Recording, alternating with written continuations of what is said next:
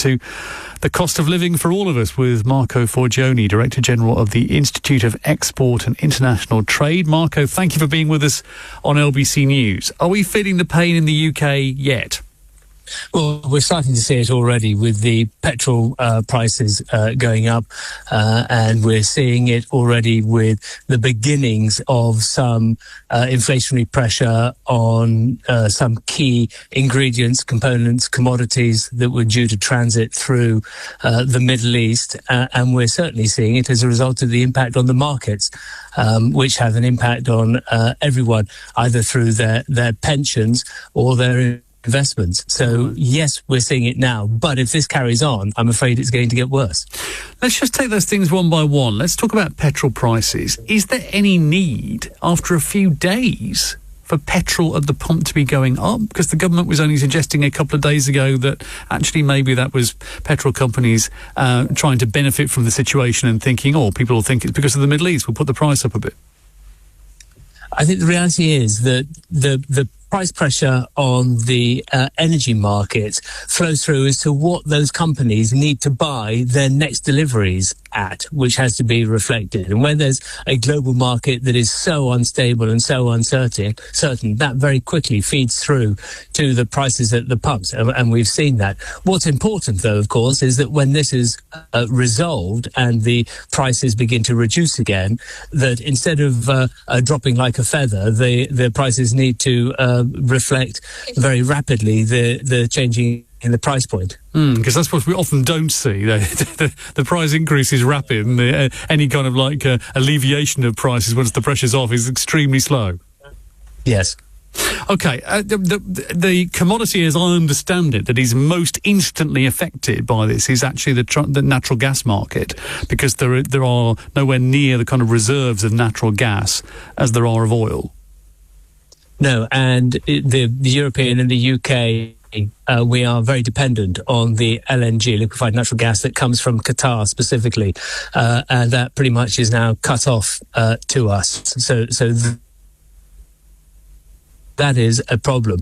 But there are also allied chemicals that come through as a result of the processing and refinement of crude oil and gas that are essential to key industries, particularly advanced manufacturing.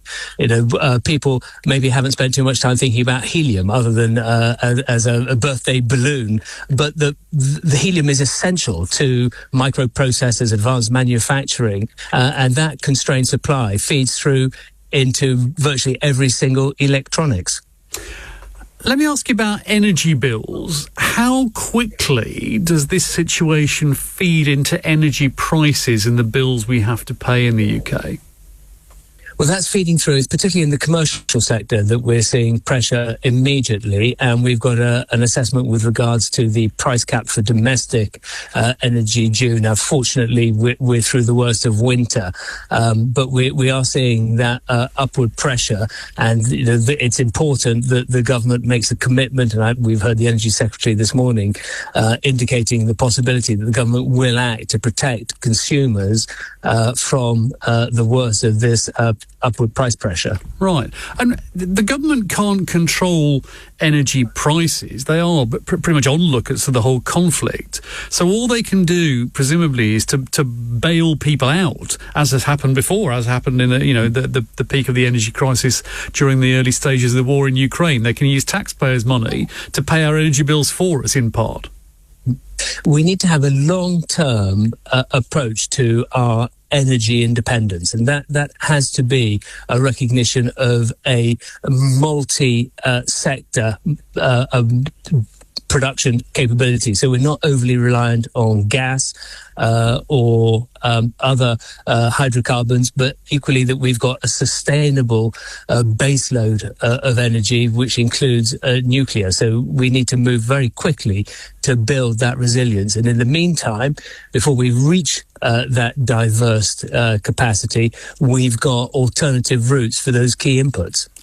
Some people say what you do with that train of thought that you've just started is be more heavily reliant on renewables. Some people say it means you get more oil out of the North Sea. Perhaps you could do both.